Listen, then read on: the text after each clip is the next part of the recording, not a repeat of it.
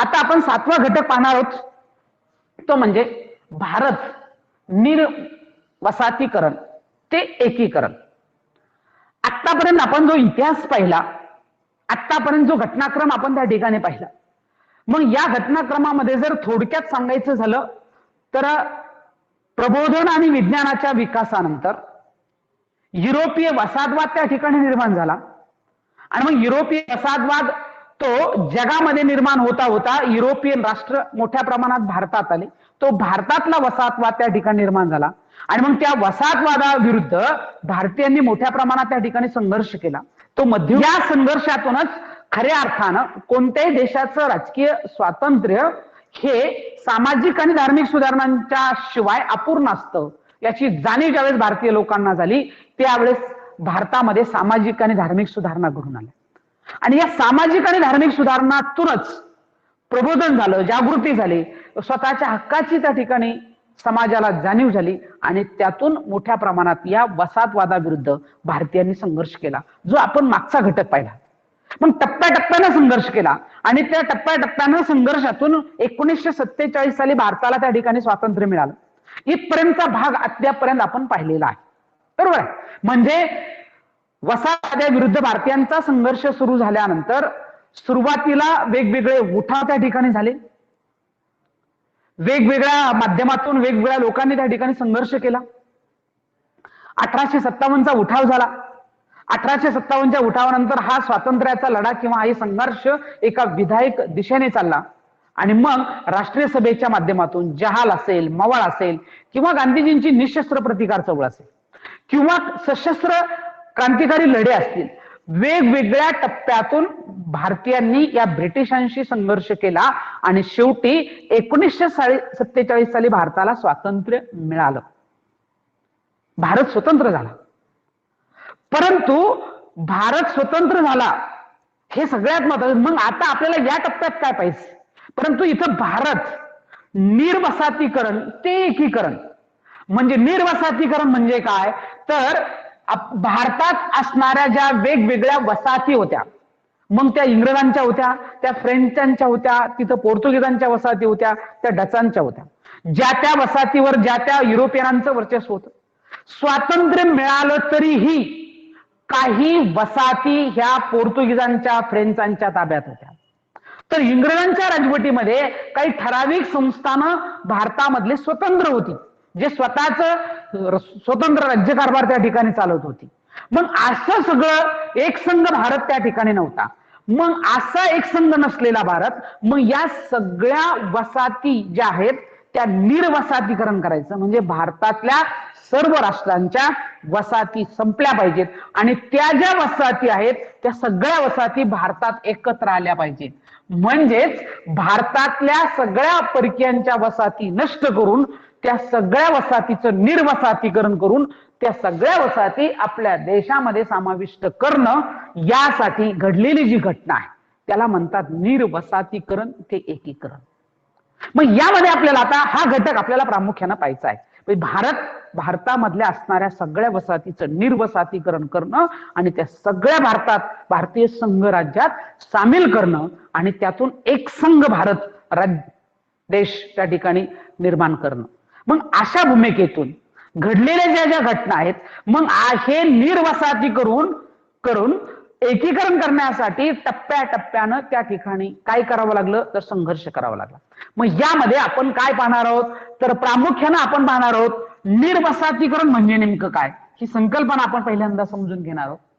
मग निर्वसातीकरणाचे वेगवेगळ्या प्रकारचे त्याच्यामधले असणारे टप्पे आहेत. मग त्यामध्ये निर्वसातीकरण ते एकीकरण कसं झालं हा भाग आपण पाहणार आहोत. मग हे एकीकरण करण्यासाठी सर्वात महत्वाचं सरदार वल्लभभाई पटेल यांचं फार मोठं योगदान आहे. म्हणजे थोडक्यात निर्वसातीकरण ते एकीकरण हा महत्वाचा मुद्दा. त्याच्यानंतर दादरा नगर हवेली हे जे ठिकाण आहेत, ह्या ठिकाणं कसं एकत्रित आली, भारतात कशी विलीन झाली, आणि गोवा आणि पुद्दुचेरी ही प्रामुख्यानं फ्रेंचांच्या वसाहती होत्या.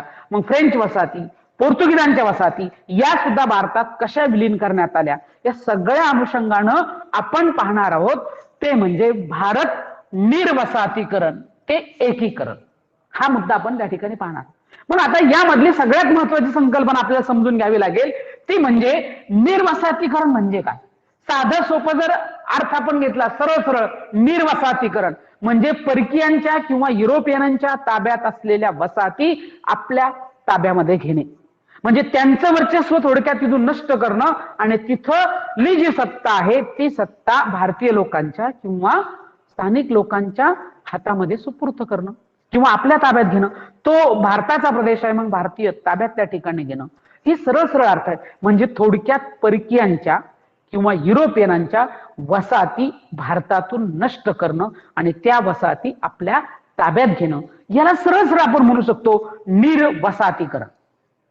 परंतु निर्वसाहतीकरण मग खऱ्या अर्थानं या ज्या भारतातल्या वसाहती होत्या, ह्या वसाहतीवर वसाहतवाद्यांचं, म्हणजेच मग त्यात इंग्रज असतील, त्यात फ्रेंच असतील, त्यात पोर्तुगीज असतील, त्यात डच असतील, हे सगळ्या लोकांना वसाहतवादी म्हणतात. म्हणजे काय, तर हे मूळचे युरोप मधले, परंतु यांनी आशिया, आफ्रिका, अमेरिका यासारख्या खंडामध्ये येऊन, मग आशिया खंडातल्या भारतामध्ये येऊन आपल्या वसाहती स्थापन केल्या. मग वसाहती स्थापन केल्यानंतर तिथं त्या वसाहतीमध्ये त्यांनी स्वतःचं संपूर्ण वर्चस्व निर्माण केलं आणि ते वर्चस्व निर्माण करून तिथली सगळी सत्ता, वसाहतीमधली सगळी सत्ता आपल्या ताब्यात घेतली, आपल्या हातात घेतली, वसाहतीवर आपलं वर्चस्व त्या ठिकाणी निर्माण केलं, म्हणून तिथं त्यांच्या वसाहती तयार झाल्या. मग अशा वसाहतीचं निर्वसाहतीकरण म्हणजे करणं म्हणजे काय, तर वसाहतवाद्याचे वसाहतीवरील वर्चस्व, पहा, वसाहतवाद्यांचं वसाहतीवरील वर्चस्व संपुष्टात येणं आणि त्यांनी वसाहतीमधील स्थानिक लोकांच्या हाती सत्ता सुपूर्द करणं, या घटनेला म्हणतात त्या ठिकाणी निर्वसाहतीकरण. काय, तर वसाहतवाद्यांचं वसाहतीवरील वर्चस्व संपुष्टात येणं, म्हणजे जसं आपल्याला उदाहरण सांगता येईल की समजा गोवा पोर्तुगीजांची वसाहत होती, पुद्दुचेरी फ्रेंचांची वसाहत होती, मुंबई सारखी ही ब्रिटिशांची वसाहत होती. मग इथं या वसाहतीमध्ये त्या युरोपीय वसाहतवाद्यांचं काय होतं, वर्चस्व होतं, ठीक नाही. आपल्याला एक माहिती की पोर्तुगीजांनी म्हणजे पूर्वेकडील आणि पश्चिमेकडील जे त्यांचं साम्राज्य होतं, ज्या वसाहती होत्या, त्या सगळ्या वसाहतीची राजधानी गोवा त्यांनी निर्माण केलेली होती, म्हणजे तिथं त्यांची सत्ता होती. मग त्या वसाहतीवरती त्यांचं पूर्णपणे वर्चस्व होतं, त्यांच्या पद्धतीनंच तिथला राज्यकारभार किंवा तिथला कारभार त्या ठिकाणी चालत होता. मग आपण हे पण पाहिलेलं आहे की वसाहतीचा कारभार करण्यासाठी या सगळ्या वसाहतवाल्यांनी स्वतःचं स्वतंत्र एक प्रशासन निर्माण केलेलं होतं, म्हणजेच तिथं त्यांचं पूर्णपणे काय होतं, वर्चस्व होतं. मग हे वर्चस्व संपुष्टात येणं आणि त्यांनी तिथली सत्ता तिथल्या स्थानिक लोकांच्या हाती सुपूर्द करणं, म्हणजेच त्या ठिकाणी निर्वसाहतीकरण. म्हणजे सत्ता ही काय करणं, ही स्थानिक लोकांकडे त्या ठिकाणी जर सुपूर्द झाली तर याचा अर्थ ती सुपूर्द करणं म्हणजेच त्या ठिकाणी निर्वसाहतीकरण. परत एकदा संकल्पना सांगतो की वसाहतवाद्यांचं वसाहतीवरील वर्चस्व संपुष्टात येणं, वसाहतवाद्यांचं वसाहतीवरील वर्चस्व संपुष्टात येणं आणि त्यांनी वसाहतीमधील स्थानिक लोकांच्या हाती सत्ता सुपूर्द करणं, म्हणजेच काय, निर्वसाहतीकरण होय. यालाच म्हणतात निर्वसाहतीकरण. संकल्पना लक्षात आली? हॅलो हो सर. निर्वसाहतीकरणाची संकल्पना लक्षात आली?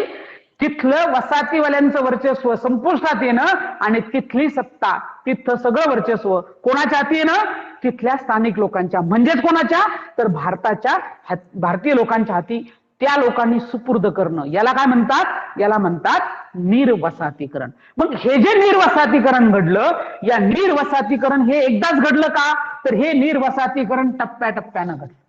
म्हणून निर्वसाहतीकरणाचे 3 टप्पे आहेत. 3 टप्प्यातून निर्वसाहतीकरण घडलं.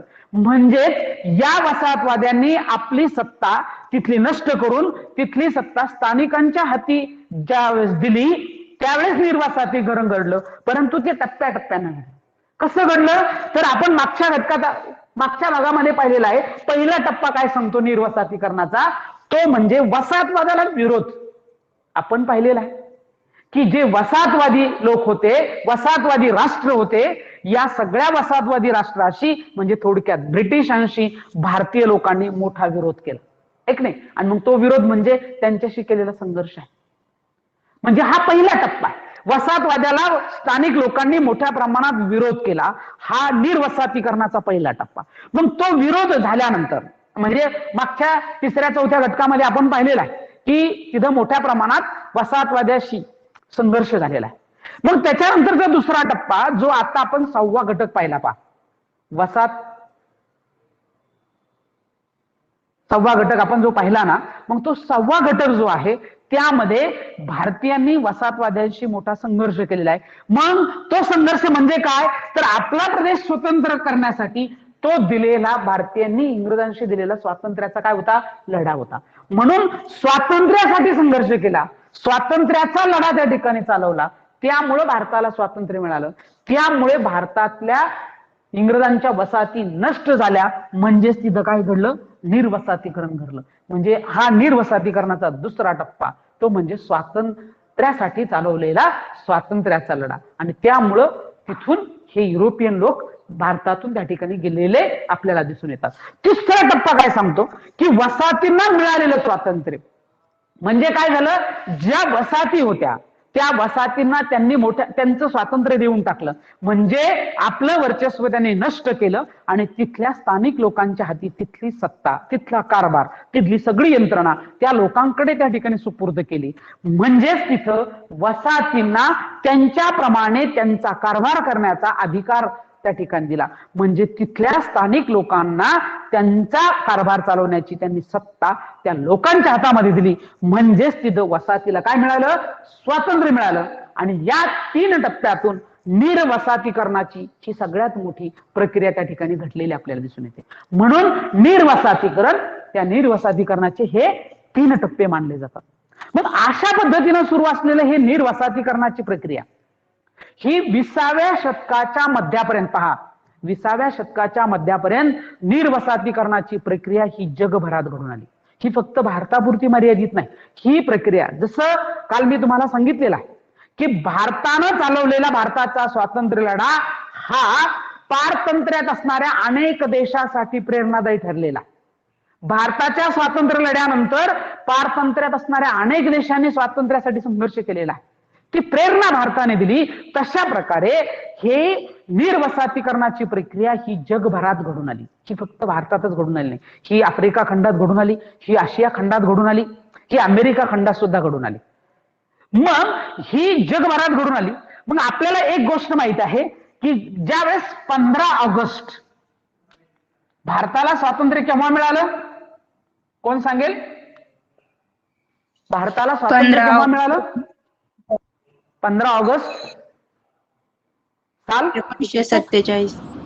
1947 साली.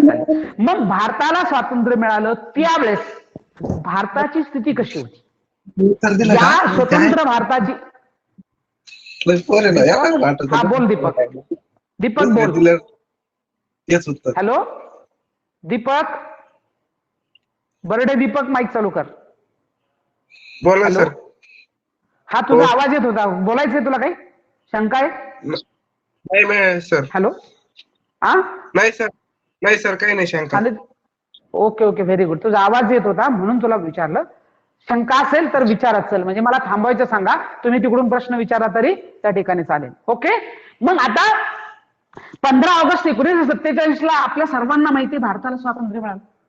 परंतु ज्या वेळेस भारताला स्वातंत्र्य मिळालं त्यावेळेस भारत कसा होता, तर स्वातंत्र्यावेळी भारताचा जर विचार केला तर भारतामध्ये जवळजवळ छोटी मोठी अशी मिळून 600 संस्थानं होती. संस्थान माहितीये ना, जसं तुम्हाला माहितीये कोल्हापूरचं संस्थान, बडोद्याचं संस्थान, हैदराबादचं संस्थान, जुनागडचं संस्थान, म्हणजे हे संस्थानिक त्या ठिकाणी होते आणि तिथं त्यांची संस्थानं होती आणि त्या संस्थानाचा कारभार कोण पाहत होतं, तर तिथले ते संस्थानिक पाहत होते. म्हणजे थोडक्यात त्या संस्थानिकांना स्वातंत्र्य होतं. म्हणजे हे स्वतंत्र होते, म्हणजे ते भारतीय संघराज्याचा भाग बनले का? तर ते भारतीय संघराज्याचा भाग नव्हते. म्हणजे जेव्हा ब्रिटिशांनी भारताला 15 ऑगस्ट 1947 साली स्वातंत्र्य घोषित केलं, मात्र त्यावेळी भारतात अनेक छोटी मोठी जवळजवळ 600 संस्थानं अस्तित्वात होती, जी स्वतंत्र होती, म्हणजे जी भारतीय संघराज्यात नव्हती.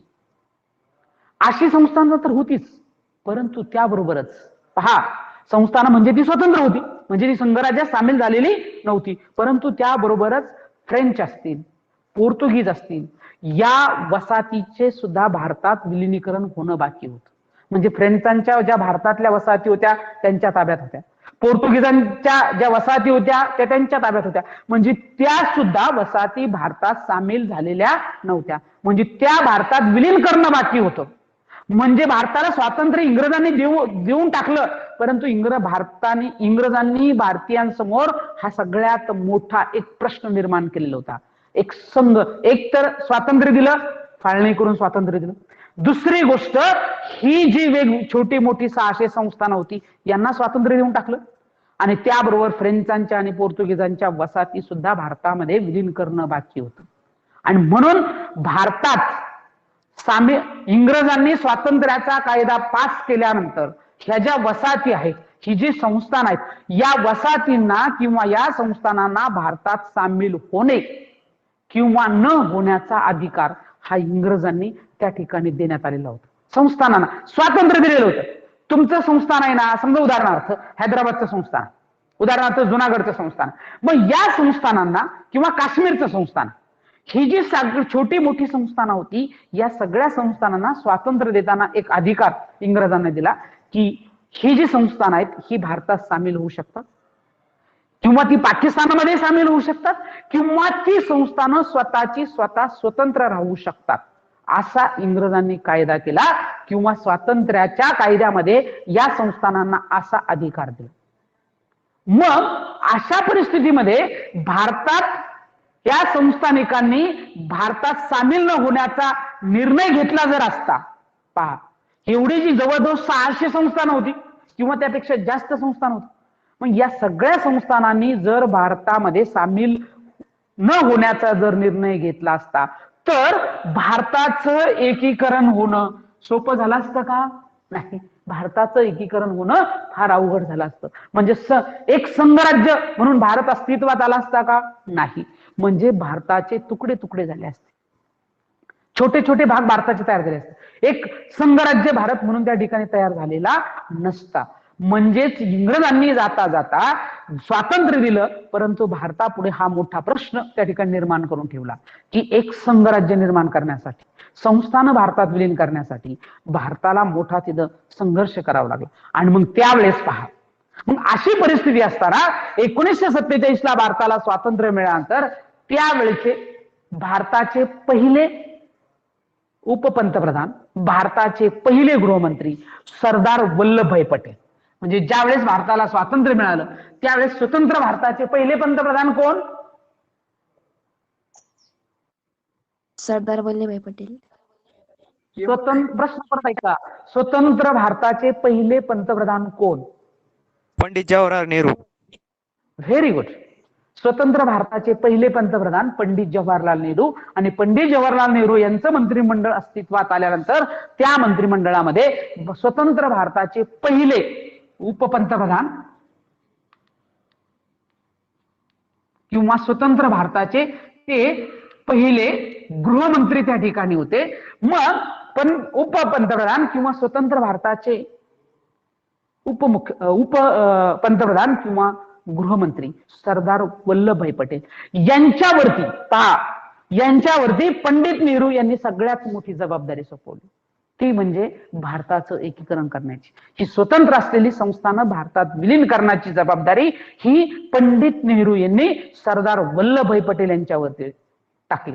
आणि त्यावेळेस सरदार वल्लभभाई पटेल यांच्या प्रयत्नातून पहा, सरदार वल्लभभाई पटेल यांच्या प्रयत्नातून ही संस्थाने भारतात विलीन होण्यास तयार झाली.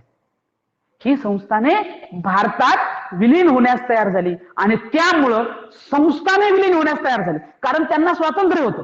जर त्यांनी निर्णय घेतला असता भारतात यायचं नाही तर ते स्वतंत्र राहू शकले असते. त्यांनी निर्णय घेतला असता आम्हाला पाकिस्तानमध्ये सामील व्हायचंय तर ते पाकिस्तानमध्ये गेले असते किंवा ते स्वतंत्र राहिले असते. मग त्यांना त्यांचं स्वातंत्र्य होतं, परंतु सरदार वल्लभभाई पटेल यांच्या प्रयत्नातून त्यांनी घेतलेल्या भूमिकेतून ही सगळी संस्थानं भारतात विलीन होण्यास तयार झाली आणि त्यामुळं भारत या देशाचं एकीकरण झालेलं दिसून येतं किंवा भारताचं एकीकरण होणं हे शक्य झालं.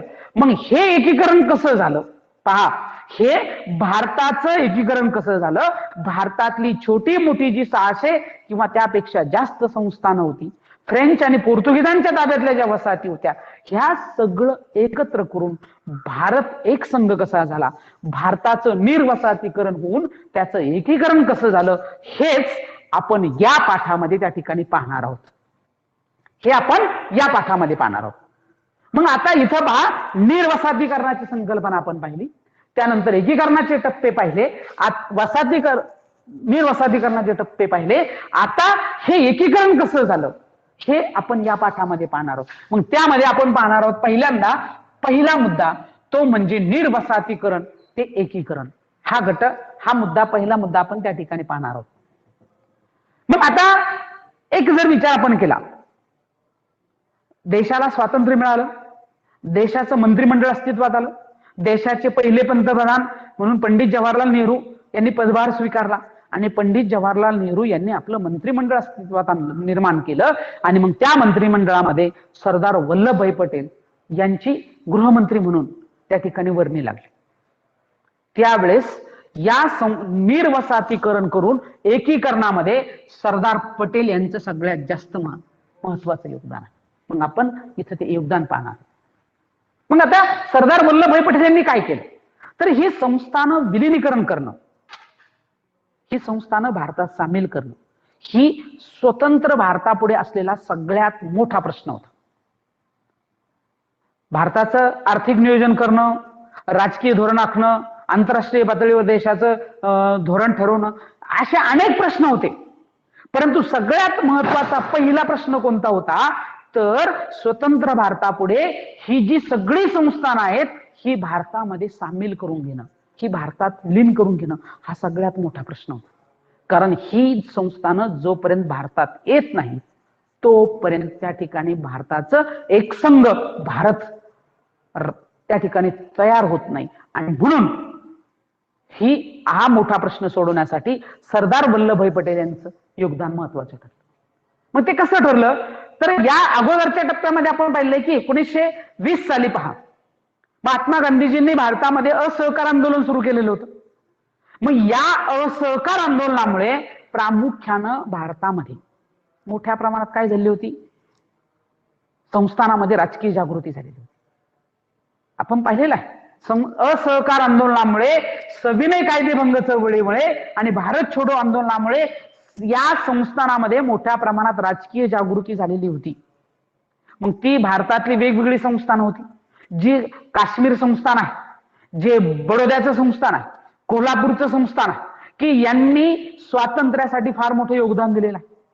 मग अशी जी संस्थान आहेत या संस्थानामध्ये जागृती होण्यास सुरुवात झाली होती आणि म्हणून संस्थानं विलिनीकरणाचा प्रश्न सोडवण्यासाठी, ही संस्थानं भारतात विलीन करण्यासाठी सरदार वल्लभभाई पटेल यांनी अत्यंत मुत्सद्दीपणे त्या ठिकाणी मार्ग काढला. कधी कठोर कारवाई, कधी समोपचाराचं धोरण, तर कधी सामीलनामा, या सगळ्या माध्यमातून सर्व संस्थानांना त्या ठिकाणी भारतामध्ये सामील होण्यासाठी अत्यंत मुत्सद्दी धोरण त्यांनी त्या ठिकाणी वापरलं आणि त्यातून सर्व संस्थानांना भारतामध्ये सामील होण्यासाठी त्यांनी एक सामीलनामा, पहा सामीलनामा त्या ठिकाणी तयार केला. सगळ्या संस्थानांना भारतात सामील करून घेण्यासाठी त्यांनी एक सामीलनामा त्या ठिकाणी तयार केला. तो सामीलनामा काय सांगतो, या सगळ्या संस्थानांना, सर्व संस्थानांना मान्य असलेला, सर्व संस्थानांनी आणि त्या संस्थानाच्या संस्थानिकांनी तो सामीलनामा त्या ठिकाणी मान्य केला. मग असा सामीलनामा काय सांगतो तर समजा उदाहरणार्थ हे जे संस्थानिक होते हे स्वतंत्र होते. मग या संस्थानिकांना स्वातंत्र्यापूर्वी ब्रिटिशांनी बरेच अधिकार दिले होते. त्यांना त्यांचं स्वातंत्र्य दिलं होतं.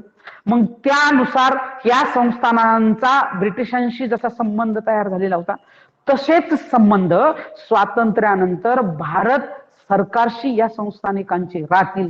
फक्त संस्थान हे भारतात असेल, परंतु स्वातंत्र्यानंतर सुद्धा तुमचे जे अधिकार आहेत ते अधिकार तुम्हाला तसेच राहतील. असा एक 21 नोव्हेंबर 1947 साली सरदार वल्लभभाई पटेल यांनी भारताच्या घटना समितीसमोर एक करार मांडलेला होता. त्याला म्हणतात जैसे थे करार. जैसे थे करार सामीलनाम्यासाठी. जैसे थे करार. जैसे थे करार म्हणजे काय? जशी संस्थानिकांची स्वातंत्र्यापूर्वी ब्रिटिश सरकारशी संबंध होते तसेच संबंध स्वातंत्र्यानंतर भारत सरकारशी राहतील असा एक करार घटना समिती समोर सरदार वल्लभभाई पटेल यांनी त्या ठिकाणी 21 नोव्हेंबर 1947 साली त्या ठिकाणी मांडला. हा सामीलनाम्याचा करार सर्वांना त्या ठिकाणी मान्य झाला. आणि म्हणून सरदार वल्लभभाई पटेल यांनी काय केलं तर या संस्थानिकाकडून या सामीलनाम्याला त्या ठिकाणी सकारात्मक प्रतिसाद त्यांना ज्यावेळेस मिळाला त्यावेळेस या सामीलनाम्यावर भारतातल्या सर्व संस्थानिकांनी सामील होण्यासाठी या सामीलनाम्यावर ते त्या ठिकाणी सह्या केली. भारतात विलीन होण्यासाठी ही संस्थानं तयार झाली नव्हे, या सगळ्या संस्थानांनी भारतामध्ये त्या ठिकाणी विलीन होण्यास त्या ठिकाणी आपली सहमती त्या ठिकाणी दाखवली. परंतु पहा, परंतु काय घडलं? 600 संस्थानं होती जवळजवळ. मग या 600 संस्थानांमधली बहुतांशी म्हणजे जवळजवळ सगळी संस्थानं ही काय झाली? भारतात विलीन होण्यास तयार झाली. या सगळ्या संस्थानांनी पण सरदार वल्लभभाई पटेल यांनी तयार केलेल्या सामीलनाम्यावर त्या ठिकाणी सह्या केल्या. सामीलनाम्याला त्यांनी सकारात्मक प्रतिसाद दाखवला आणि सामीलनाम्यावर सह्या करून भारतात ती विलीन झाली. त्या संस्थानाचं भारतीय संघराज्यात एकीकरण झालं. तिथल्या सगळ्या निर्वसाहती संपल्या आणि तिथं एकीकरण होऊन ती संस्थानं त्या ठिकाणी भारतात विलीन झाली. परंतु अपवाद 3 संस्थान आहेत की जी संस्थानं भारतात विलीन झाली नव्हती. सामीलनाम्याच्या करारावर त्या संस्थानांनी त्या ठिकाणी सह्या केलेल्या नव्हत्या. अशी जी 3 संस्थानं होती पहा, अशी जी 3 संस्थानं होती त्यामधलं एक संस्थान होतं जुनागड नावाचं एक संस्थान, हे अपवाद होतं. त्याच्यानंतर दुसरं संस्थान होतं हैदराबाद आणि तिसरं संस्थान होतं ते म्हणजे काश्मीर. अशी 3 संस्थानं त्या ठिकाणी होती. ही 3 संस्थानं काय होती? भारताच्या सामीलनामा जो सामीलनामा होता त्या सामीलनाम्याला ही अपवाद होती. त्या विलिनीकरणामध्ये ही 3 संस्थानं त्या ठिकाणी अपवाद होती. एक जुनागड, जुनागडचा संस्थानिक होता नवाब. हैदराबादचा संस्थानिक होता निजाम आणि काश्मीर अशी 3 संस्थानं अपवाद आहे. अन्यथा सरदार वल्लभभाई पटेल यांनी केलेल्या मुत्सद्दी धोरणामुळे, अवलंबलेल्या धोरणामुळे त्या ठिकाणी सामीलनामाचा जो करार त्यांनी केला त्या सामीलनाम्यानुसार ही सगळी संस्थानं भारतात विलीन झाली. त्यांनी सकारात्मक प्रतिसाद दिला, परंतु या 3 संस्थानांनी त्याला मात्र मोठा विरोध केला किंवा ही 3 संस्थानं त्यामध्ये अपवाद राहिली. ही अपवाद राहिली 3 संस्थानं म्हणजेच जुनागड, हैदराबाद आणि काश्मीर अशी संस्थानं भारतात विलीन करण्याचा प्रश्न त्या ठिकाणी सरदार वल्लभभाई पटेल यांच्या समोर निर्माण झाला. आणि मग सरदार वल्लभभाई पटेल यांनी हा प्रश्न सोडवण्यासाठी अत्यंत कणखर भूमिका घेतली. आणि या कणखर भूमिकेतून जुनागड, हैदराबाद आणि काश्मीर ही 3 संस्थांच्या विलीनीकरणाचा प्रश्न त्याने सोडला. मग आता कसा प्रश्न सोडला तर सरदार वल्लभभाई पटेल यांनी आपलं धोरण अवलंबताना अत्यंत समोपचाराने या संस्थानांना भारतात विलीन करून घेतलं. काही संस्थानं समोपचाराने, काही संस्थानं वाटाघाटीने, काही संस्थानं त्या ठिकाणी अत्यंत मुत्सद्दीपणाने भारतीय संघराज्यात विलीन केली. परंतु जी अपवाद राहिली, जी संस्थानं ही भारतात विलीन होण्यास सुरुवातीला तयार नव्हती, त्या संस्थानाच्या विरोधात त्यांनी कठोर कणखर भूमिका घेऊन काही संस्थानावर कठोर कारवाई करून सुद्धा सरदार वल्लभभाई पटेल यांनी ती संस्थानं विलिनीकरण करून भारतात घेतली. अशा या 3 अपवाद ठरलेल्या संस्थानांना भारतात विलीन करण्यासाठी त्या संस्थानावर त्या ठिकाणी कठोर कारवाई केली. त्या संस्थानाशी पर्यायी संघर्ष त्या ठिकाणी केला आणि त्यातूनच ही संस्थानं भारतात विलीन केली. म्हणून हा पहिला टप्पा झाला की सरदार वल्लभभाई पटेल यांचं धोरण त्यांनी अवलंबलं आणि त्यातून ही संस्थानं विलीन केली. मग अपवाद ठरलेली ही जी 3 संस्थानं आहेत जुनागड, ही त्यांनी भारतात कशी विलीन केली त्यातलं हा पहिलं संस्थान त्या ठिकाणी आपण पाहणार आहोत, जुनागडचं संस्थान. पण जुनागडच्या संस्थानाचा संस्थानिक होता नवाब नवाज, हा संस्थानिक होता. याच्या ताब्यामध्ये हे संस्थान त्या ठिकाणी. मग गुजरातमध्ये पहा, गुजरातमध्ये असणारं जे सौराष्ट्राचा भाग आहे पहा, गुजरात हे गुजरात या राष्ट्राच्या भागामध्ये असणारं हे संस्थान होतं ते म्हणजे जुनागड. आणि या जुनागडचा संस्थानिक होता नवाब. भारतातलं हे त्या भागातलं एक महत्वाचं संस्थान, आकाराने बऱ्यापैकी मोठे होतं आणि तेथील प्रजा ही त्या ठिकाणी त्या नवाबाच्या विरोधात. तिथला जो संस्थानिक होता तो संस्थानिक जर पाहिला, मग संस्थानिक म्हटलं तर तिथली प्रजा त्याच्या बाजूने पाहिजे. पण या संस्थानाचं एक वैशिष्ट्य होतं, त्या संस्थानामधली जेवढी काही प्रजा होती ही सगळी प्रजा भारताच्या बाजूने होती. तर हा नवाब जो संस्थानिक होता हा मात्र एकटाच अपवाद पाकिस्तानच्या बाजूने होता. त्याला आपलं संस्थान पाकिस्तानमध्ये सामील करण्याचा त्याचा हेतू होता. परंतु इथं उलट परिस्थिती, जनता मात्र ही भारताच्या बाजूने होती.